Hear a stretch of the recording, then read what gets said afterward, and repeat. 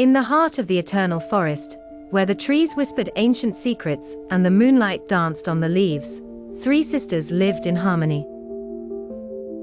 They were the enchantresses of the Vale, Liora, Seraphina, and Elowen. Each possessed long, flowing hair that shimmered like starlight, and their powers were as vast as the forest itself. Liora, the eldest, could command the winds and storms. Seraphina, the middle sister, had the gift of healing and could communicate with the spirits of nature. Elowen, the youngest, was a master of illusions, able to bend reality to her will. One fateful night, a dark presence stirred in the forest.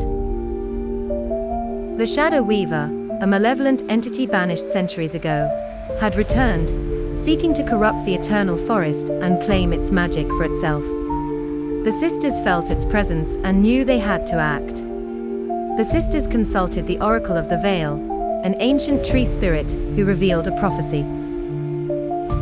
To defeat the Shadow Weaver, they must find the Crystal Shards of Lumina, hidden in 3 treacherous realms. Only by uniting the shards could they banish the darkness forever.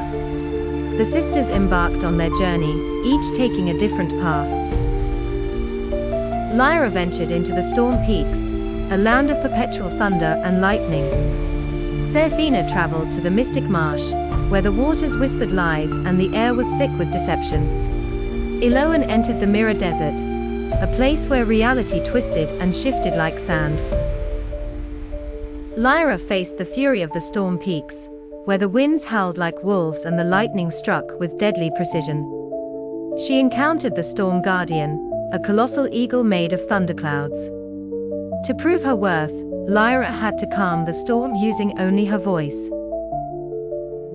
Singing an ancient melody, she tamed the winds and soothed the lightning. The Storm Guardian, impressed by her power, granted her the first shard, encased in a sphere of pure energy.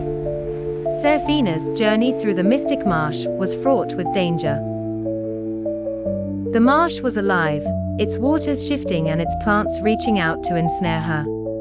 She encountered the spirit of the marsh, a ghostly figure who tested her compassion. A wounded creature, half deer and half serpent, lay dying in the marsh. Seraphina used her healing powers to save it, even as the marsh tried to pull her under. The creature transformed into the second shard, glowing with a soft, green light. Elowen's path through the Mirror Desert was the most perilous.